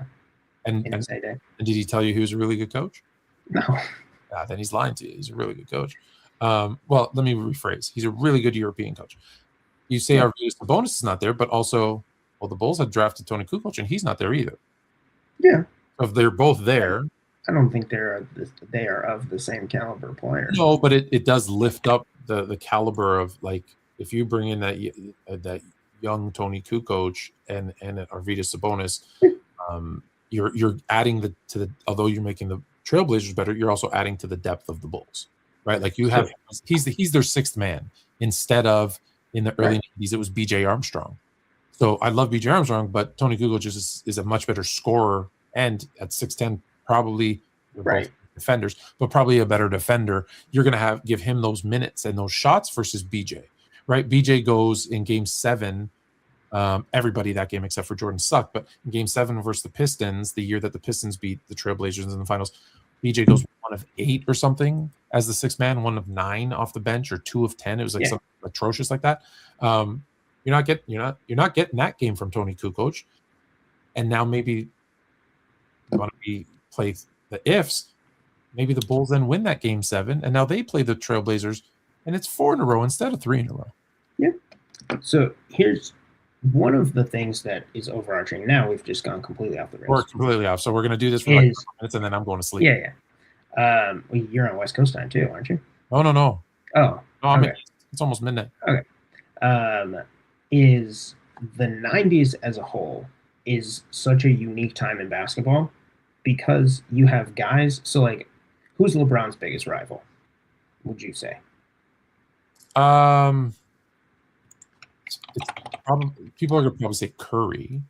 Because they faced off against each other in 4 finals, but Steph Curry currently year 17, and he's still kicking. Yep. Jordan's biggest rivals, Bird and Magic, play a combined 25 years. Like a combined 25 years. Like the best players of that era play 25 years. Duncan plays 19 or 20. Dirk plays 19 or 20. Kobe plays 20. Curry's playing 17. Durant's playing. You might say it's Ewing and Malone. Maybe even Olajuwon, although they didn't ever face off in the finals, but Olajuwon. Who else was actually, because I think Barkley, those are actually more his contemporaries, because Bird and Magic come in 79-80. Right. So I mean, Barkley only plays 16 years. Yeah. And some of them are, obviously Jordan-less. But in the 90s, and I looked this up a few weeks ago, Steve Nash, since 99-2000, is the only MVP who's 30 years or older. So, like, everyone else, under 30. In the history of the NBA, Bill Russell wins it at 30, Wilt wins it at 30 and 31, Kareem wins at 32, and Dr. J wins at 30. And then Steve Nash wins it at 30 and I believe 30 and 30. No, Jordan and Malone both. No. So that is other than the entire history outside the 90s. In the 90s, 90 Magic wins at 30, 94 Hakeem wins at 31, 96 Jordan's 32, 97 Malone's 33, 98 Jordan's 34, 99 Malone's 35. Yeah. So it happens 7 times in the rest of the history of the league, and it happens 6 times in the 90s. There's no one in the 90s who's up and coming who pushes those guys out. Well, I think that's that. No one, some of that is no one is good enough to push those guys out. That's not true, because Shaq comes in and he was good enough. He could have won in at some point in the 90s. He was in Orlando. Because he gets drafted, like 92, 93? Like, he's good enough. But I think the league in the 1990s, one, the voters are going to vote for the established guys, because let's be honest, narratives and those things matter too. And MVP voting, it's not the best player. And the league as a whole, if you look at the average age, was older in the 90s because they played a very specific brand of basketball, which, let's be clear, I don't think the 90s is the best. Let's be clear. I think our current is the best era. But it was older players who had specific roles. Like I said, your point guard brought up the ball and, was your facilitator, your scoring guard. Some would say that's a result of a lack of talent. But it's not, as a person who played in that time, it wasn't, because they could do more. They weren't allowed to do more. They weren't allowed to. There was guys shooting 40% from 3. And they weren't allowed. And they weren't allowed. Well, B.J. Armstrong, he was only on a game, but there was guys who were shooting 40% from 3, but they weren't taking more than 2 or 3 per game. And it's not because they couldn't hit them, the Craig Hodges and the Dale Ellises and those guys. It's not that they couldn't hit them. It's that they weren't allowed to. If you went out and shot too many, they pull you off and sit you down and say, hey, why aren't you feeding the ball to the big man? If we played through the center, it was a coaches league. Players weren't getting a lot of money, right? Like, just think about who were the highest paid players. It wasn't millions and millions of dollars. The year Magic is the highest paid player is basically inflation adjusted what Fred VanVleet makes now, which is like, Sure. don't tell me the league's in a better place. They're well, financially they're in a they're No, I mean in the 90s. Like, don't tell me that's when they were in a better place. When No. your best player in the world is making Fred VanVleet money. Right. So the coaches are dictating the style of play. And so, because people always say skill level meaning what? You don't think people could dribble? Isaiah Thomas had every single dribble thing that anybody else has today. Kenny Smith could dribble like those guys. They weren't allowed to. Those guys could shoot 30, like go and look. You'll see guys hitting 38, 39, 40, 41% from three. And they're like, well, why didn't they shoot more? They weren't allowed. So now this is why that's why I say this era is better, is because you never would have had a 7 foot, 300-pound Jokic being allowed to bring the ball up and get assists per game. Were there guys that could do it? Yeah. You brought up Arvydas Sabonis. He was doing it in Europe. That's part of the reason he didn't come to here. They wouldn't let him play that way here. They're like, no, you're going to go down low and just post up. That's all you're good for. And so the players today are now allowed to develop those skills and do those things because they're going to know that they're going to be allowed to. Some to a fault. Let's be honest. Wemby shoots those threes, but let's be honest, he's his most effective when he plays in the mid to low post range. That's when he's actually his best, because he could also be, if you ask me next year, be a better facilitator from the high post. He's with that wingspan, he would be a phenomenal facilitator and then take it to the rim when needed or shoot a little jumper. But that's a story for another day. But so that's why I say when we say skill, there's a different set of skills. Players can't post up like they used to. Players don't have some fundamental footwork like they used to. But yeah, they have a more vast skill set because they're allowed to. When people say that, what I say is the modern game has the knowledge of what posting up can do, and they choose not to hone that skill because it's not valuable. It is valuable. It's not valuable enough. It is. Otherwise, they do it. No, they don't have the knowledge because they look at skewed advanced stats that tell you shooting a 3 is more valuable than a 2. Right. They value efficiency. But that's actually not good basketball. And here's why it's not good basketball. I don't care about good basketball. Well, you don't care about good basketball, but if you want to win games, go look at who wins championships. All the teams who win championships are good from the mid-range. That's one. Whether it's scoring or facilitating from the mid-range. So that's super important. But when we talk about post-up, is it more efficient to shoot a 3 than a 2? Sure, it is. Kind of. What you don't factor in is that every three-pointer, on average, you're going to get fouled 1% of the time. Right. And if you're facing a team, especially a team that has any bigs, if you can get it into the post and get it down low where you're going to get fouled 15 to 20% of the time, you change the complete dynamic of the game because now you're putting their players into foul trouble. You're going to the foul line. You're getting into the bonus. And that will, if you now add in the percentages of times you get fouled and the percentage of free throws that get hit, 77% versus 30 whatever percent from 3, you're actually scoring more. So the 3 is more than 2 is right. kind of true, but not really if you dive deep into basketball. The pendulum, I think, swung to a point where they eliminated what you're talking about because what they really wanted to get out was, having grown up watching the Kevin Garnett Timberwolves, if you watch Garnett highlights, it would make Daryl Morey's head explode. He is a step inside the 3-point line every time. He's taking these jumpers that are 21 and a half feet. We're like, my God, just take a step back. But no, even if it costs you 7%. It doesn't.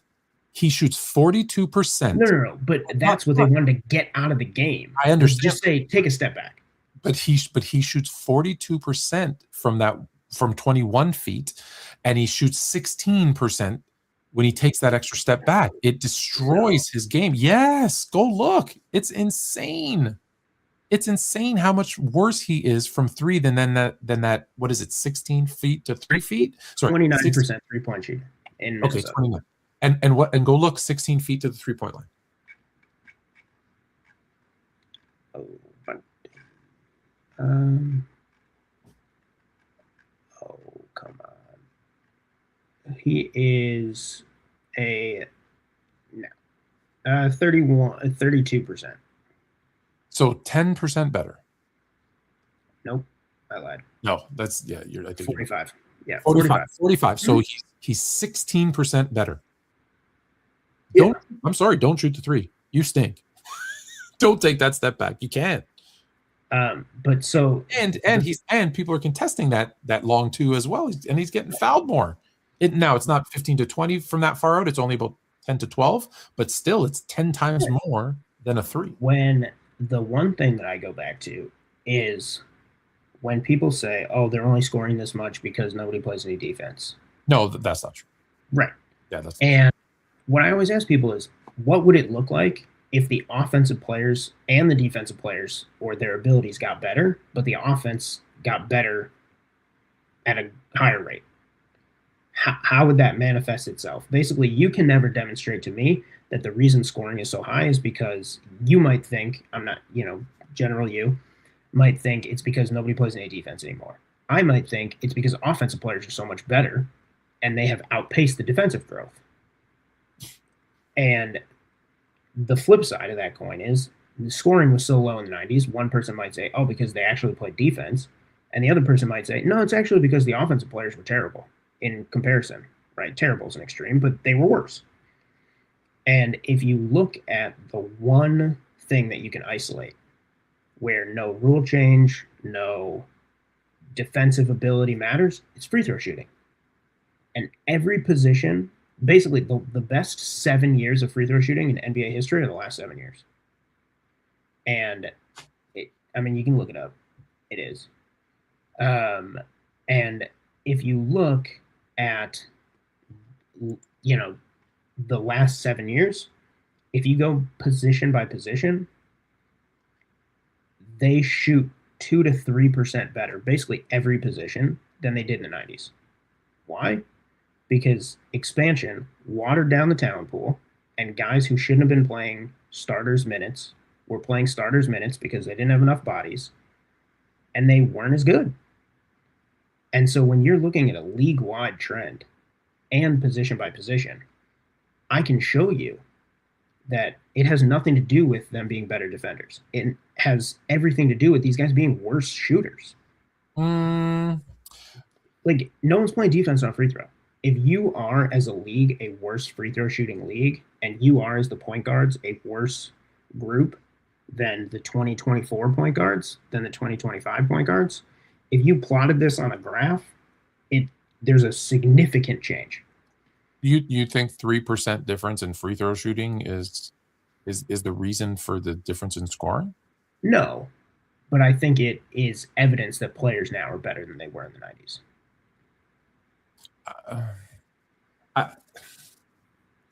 How could it not be? There's no rule change that makes it easier to shoot free throws.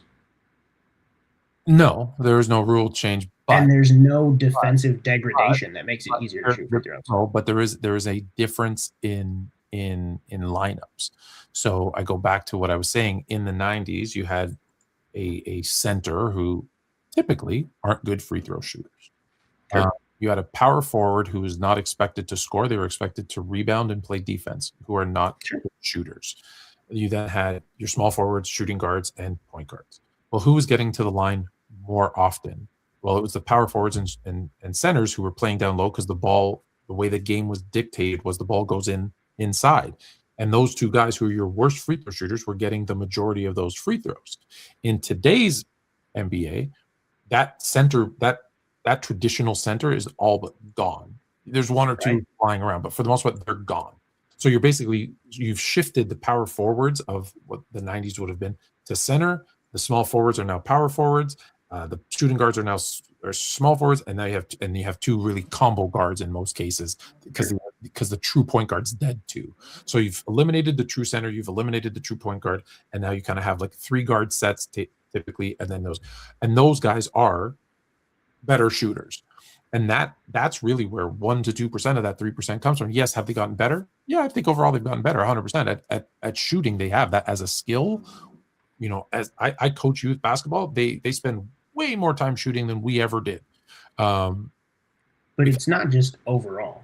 But right? If it was overall, absolutely. saying, There's if you take any of those 90s lineups and you said, okay, I'm going to eliminate Bill Cartwright, since we were talking about the Bulls. We're going to eliminate Bill Cartwright, right? And now it's going to be, let's bring in Tony Kukoc. So now it's going to be Horace Grant, Scottie Pippen, Tony Kukoc, Jordan, and B.J. Armstrong. Their free throw shooting goes up. It goes up by a lot.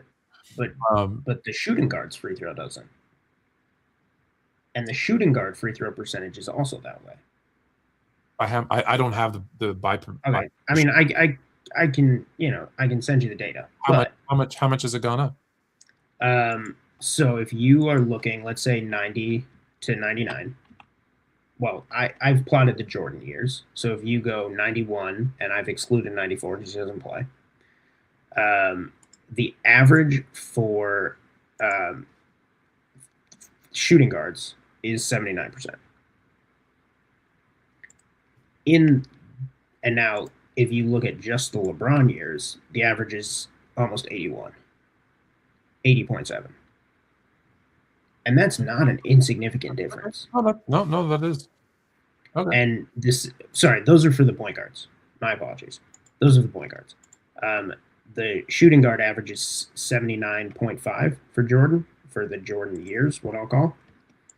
And it's 80.5 for in the post-Jordan years. So it's not, a hair here, a hair there. Now, I will say, part of that is the point guards of that era were traditional point guards. Their job wasn't to score. It was to facilitate.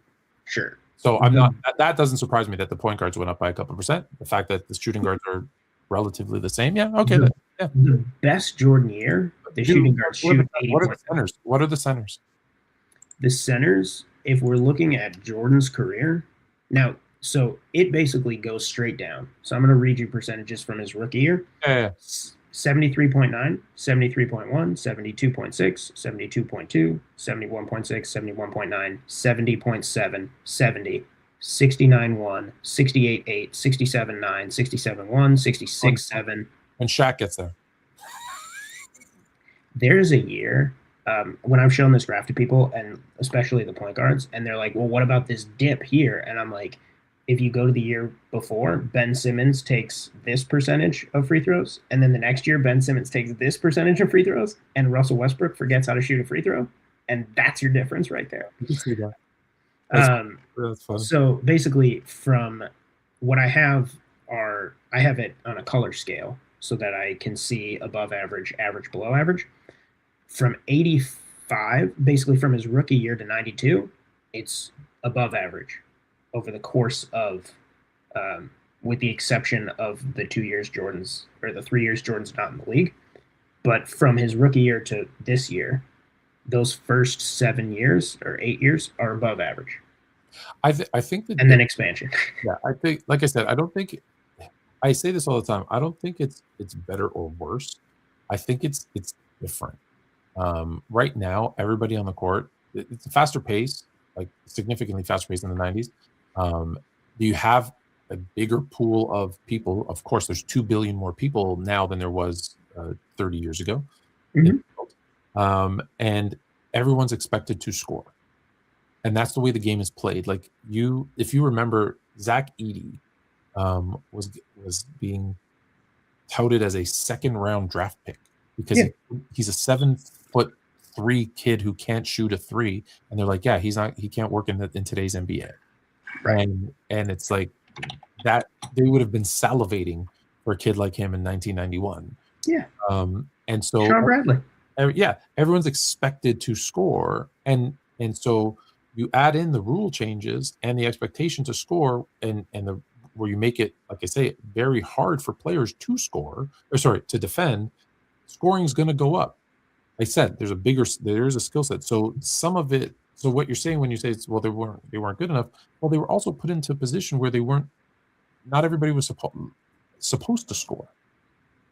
And so they put rosters together where your job isn't to score. Right. Every roster had 3 guys who were there to foul Shaq 6 times and get out. Exactly. And that's not good, but it But, was right. But now that guy's not seeing the floor ever. I'm not seeing the floor anymore. Exactly. Right. So like, and even I would say like the Bruce Bowens of the world. That doesn't mean hold on. That doesn't mean though that those players didn't exist.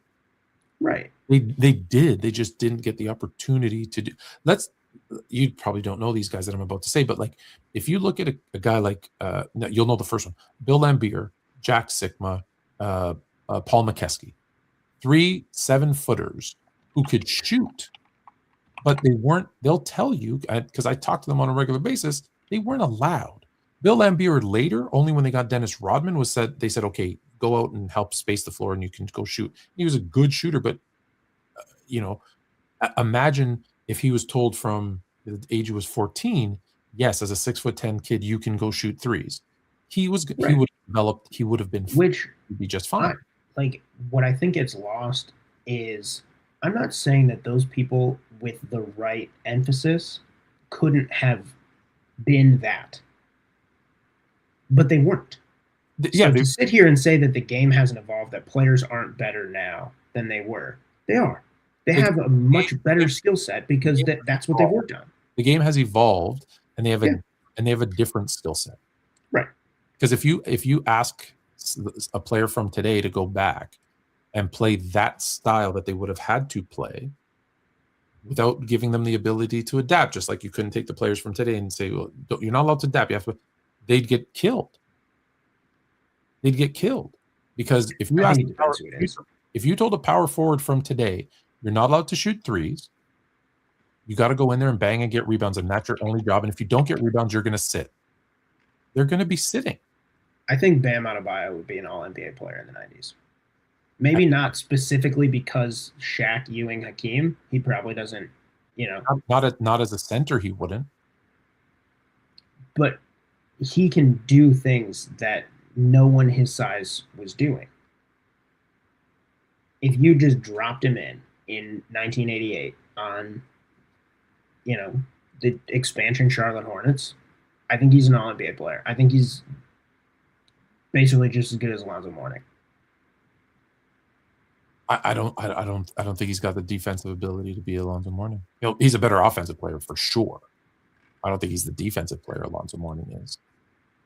And will he have the right temperament? Don't know. Now, sure. Let's be very, very, very clear. Let me start by saying I believe that any great player from any era could be great in any other era. But they'd have to adjust their game. Jeez. Like Steph Curry, I'll say this. Steph Curry would not be Steph Curry. Steph Curry would be Jerry West in the sense that he would score a ton of points. He's pretty good. 100%. Yeah, that's what I'm saying. He's fantastic. They made a picture of him. He would score. That shows up on the games. And it's actually not him. It's Elgin Baylor. You should go check that post. I proved that it's Elgin Baylor, not Jerry West. But someone should tell that to Elgin Baylor's mailbox. I told his daughter that when she passed. She thought it was unbelievable. She loved it. That being said, because then someone else would have argued that it was actually Jerry West because that's what they said. But let's be honest, it was the 60s. They weren't saying it was Elgin Baylor no matter what. But why I say that is people say, oh, he'd be shooting 35-foot threes and everyone would. No, he wouldn't. Because the first local three he shot, even if he made it, he'd be on the bench. He'd sit, so he'd have to do it a different way. So he would use his ball handling and he would be Jerry West, which is how he scored, getting to the basket, and he would do it in different ways. So that's why I say they'd all be great. Bam Adebayo in an era where he's playing power forward and having to go up against, Barkley and Malone and those guys every night in and night out. And without the spacing that he gets to the benefit of having today where he gets to utilize that athleticism, I think he's still all-star. I don't know how often he makes All-NBA over those guys. Yeah. Positionless now, I think, helps a lot. I think positionless is killing basketball. For the awards? No, not for not for the awards. I no, from a gameplay. From an aesthetics perspective, maybe, but Well, don't you think the Detroit Pistons wish they had a point guard who could bring up the ball without turning it over? Yeah, but you're also employing Tobias Harris. So, like, how serious are you about roster construction? Well, that's fair enough. So here's the last thing I want to say. Tobias Harris is your power forward. Yeah. That's not Here's the good. last thing I want to say. One of the things that I found most interesting about going back and watching the Jordan games from that year, a few things. One, Jordan flops and cries and bitches to referees just as often as every other star player does today. The difference is his games are being broadcast with 3 standard definition cameras and no 4K replay and no social media. So you don't see it. It's not clipped and immediately, you see him touch his collarbone and his head flies back like you do now. If Jordan's games were covered with the same technology, there would be a million examples of Jordan complaining. I would say he absolutely flopped and complained to refs. As much as today, complain, yes. Flop, not as much. Right. So, flop, okay, but 100%. when people say, "Oh, La Flop," and make I don't know if you've seen like the stomping logo where they're like making fun of LeBron for being. He does. He does stomp around a little too. There's a clip that Jordan does the exact same thing mid-play. Mid-play, he takes himself out of a play to stomp his feet out of bounds. The other thing, when it comes to like faking injuries and whatever, and if I may quickly say, I say the guys who flop, I don't blame them. No, it's the stop rewarding it. You're rewarding it. Yeah, you're rewarding. If you hit the first guy with the technical, if you hit the first guy with the flopping technical, it would immediately exit the game. It would immediately stop. I don't even blame. I hate it when soccer players do it, but I don't. If they call it, in soccer, it's a little different because you can upgrade the discipline depending on the reaction. But yeah, I've said about LeBron is like he flops. Okay, well that's good for him. Like you're calling. Yeah, he should. Yeah, keep going. Speaking of, you can get a little extra coverage. We got LeBron on there. The same is true of Jordan when it comes to like the injury thing. And I had this conversation with someone. There's a clip where Jordan like bangs knees with a guy on a drive to the basket.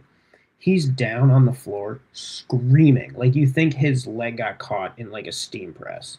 He's screaming in agony for 2 minutes. And then they cut to a commercial. So you don't even know how much longer he was on the ground. He misses 8 seconds of game action before he gets off the bench to check back in. 8 seconds. He was on the ground longer than he missed. And it's absurd. Like if LeBron did that, a million people online would be like, "Oh, he's such a baby. He's faking it. He's milking it." It's like everything you think LeBron does that's a negative, Jordan did the same thing. It's just the games weren't covered the same way, so you don't see it. But there's a great clip. There are a few clips that I saved off. One of them, the Bulls are getting blown out, and with like 8 seconds left, Clyde Drexler drives to the basket, and Jordan clotheslines him and throws him to the ground. And it's like, that's not a hard foul. That's dirty. Like, that's dirty. And so when people talk about like, oh, it was so physical back then, sure, there was more physicality. But what people are confusing physicality and hard fouls for is just being dirty. It's just taking cheap shots. Like, yeah, it's like one. Yeah, but like, no, I think there was a level of physicality that was allowed that isn't allowed today. And, right. and that's why they had to implement flagrant fouls, because they were like, guys, this is absurd. Well, it's actually the flagrant foul one's actually interesting. Do you know the real reason they implemented the flagrant foul? Actually, sorry, because Jordan cried to the league. No, that's actually incorrect. Because they'd already agreed to that rule before that meeting allegedly ever happened. They had already agreed. And first, let me say the flagrant foul rule came out in 1982, not in 1990. Now, correct me, it might have been 84, but I'm pretty sure it's 82. Yes, you can go search that up. Now, they increased the penalty for the flagrant foul in that 1990-91 season. But you know what else happened in the 90-91 season? NBA on NBC became a thing, and they paid $600 million. And what they said in 1989, before Jordan ever had that meeting, was, what can you guys do to eliminate the fights? Because reason there was tape delay throughout the 80s was because there were so many fights in the NBA. And they said, how do most of these fights start? Well, there's a foul. There's a hard foul. The guy jumps up and they start throwing punches. So they said, well, you have this flagrant foul rule. What is that there for?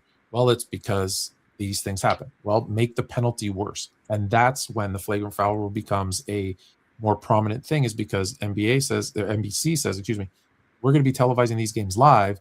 You need to enforce this rule because we need to eliminate fights because it's on live family TV on Sunday afternoon. And that's actually the main reason why. Now, Jordan going and talking to David Stern, did that help? Sure, but they'd already agreed to that, increasing that rule. And then you wait a few years later, they increase it again, and that's when they create the, if there's a second and third and fourth violation, you get a suspension. So that's 90-91 is when they basically change it from a common foul where anyone can shoot to the penalty more or less. So the flagrant foul existed in the 80s. It's just, here's 6 million reasons why. By name. Yeah. By name it existed, by but name. not by any recognizable penalty. 100%. But they knew something, and then it's 6 million reasons why, 600 million reasons why we need to eliminate fighting. Right. The other two things that stand out are, there's a clip where James Worthy backs down Jordan and just absolutely has his way with him. Bam, backs him down, dribble, bank, in. Yeah, he's been doing that. And Hubie Brown said he's too big for Jordan. And that, I think, is what really gets lost, is that Jordan does a lot of his work as a shooting guard in an era where it was, you're the point guard, I'm going to guard the point guard. You're the shooting guard, I'm going to guard the shooting guard. And he's bigger than most of the shooting guards. So he is able to do that. But, Jordan's not guarding guys who are bigger than him. And when he did, it was James Worthy taking him out to the woodshed. Easy bucket. And then there's another one where Jordan gambles for a steal and he commits a foul. And I don't know who the announcer was, but the announcer says that's why he's at the top of the league in steals, because he gambles for them, and he wouldn't be able to do that on other teams. Basically, the Bulls had defensive players to make up for the fact that they knew Jordan was going to leave his man to go gamble for steals. And if you watch a lot of Jordan, is gambling for steals. He does gamble for steals, but again, that's based on the defensive scheme set up by, I'm going to forget his name, but they called it the Doberman defense, where that's what they are meant to do. But also that's that roster construction. Here's what we're going to do. You guys are going to stay home and do this. You're going to do this. Jordan, because of your athleticism, you're going to be the one that gets, because when you do gamble, you're also quick enough to get back in time when you do make that mistake. And we'll have we'll have the defense set up. So that goes to roster construction and game planning. So a lot of that stuff that I think people take for granted is, he was gambling 100%. No one's going to argue it, but it was meant to be though. Yeah. Took a lot of shots. Yeah. Him, you know what? If you ask Larry Brown, what he'll tell you, if I could have had Allen Iverson taking all 85 field goal attempts on the Sixers, that's what I would have done. His field goal percentage be damned, because that's the way I built the roster and I built our plan. I don't mean to say it as nothing Jordan did was good. Jordan was a good defender. When people say Jordan, are you one that says Jordan doesn't pass? No. Okay. But there are those that say, well, Jordan couldn't pass. Really? Because when he had the ball in his hand and he was a facilitator, he averaged 8 assists a game for a season. I think that's the same line of argument as LeBron's not a winner. Jordan never passed? What? The man averaged 5 assists for his career. What do you mean he never passed? Yeah. When he had the ball in his hand, it was 8. Yeah. All out of hand. So that's why I say a lot of that stuff, like the gambling, not gambling outside of basketball, that's a whole nother issue. Which he also did. Which he also did a lot of. No, but which makes sense, is that why he gambled for steals. But a lot of that has to do with the fact that that's what they said, this is what we need. And that goes back to what I say about, there were specific roles for players in those days because the coach was the one that made the decisions and said, this is what I need. This is what you do if you want to play. Mm-hmm. Guys like Jordan, right? If Jordan was in today's era, let's be honest. If Jordan was in today's era, Phil Jackson doesn't make it past the first season as head coach. Because what did he do? He took the ball out of the best player's hands. He reduced his overall stats for rebounds, for assists. If you look, right? Everything comes down. He tells them, I'm going to take the ball out of your hand. And what do they end up doing? Well, losing to the Pistons in the Eastern Conference Finals, just like they did the year before with Doug Collins. So now a Jordan-type player would say, well, why would I sacrifice? I don't want to play for this guy. Yeah, why would I sacrifice everything to have the same outcome as the last guy who let me do it my way? That guy's out. And let's be clear. There were players before Jordan, before LeBron, kicking coaches out. Magic Johnson said, it's me or Westhead. You pick. And Bust, to his credit, Jordan fired him. Jordan, 98. Oh, you're not bringing back Phil. I'm gone. No, but that's different. That's not that. I'm saying the equivalent would be saying get rid of Phil. Or, right. Yeah. And so Magic did it in the early 80s, even with a coach that he had won a chip with. He said, it's either him or me. Yeah. Allen Iverson did it. Oh, of course, Allen would have done that. Yeah. All right. Do you have any other? I gotta go. Any other? All right. Appreciate you, man. Thanks for spending 2 hours. I still think you had 5 steals that game. I'll talk to you later. Watch your back. Let me know. Yeah.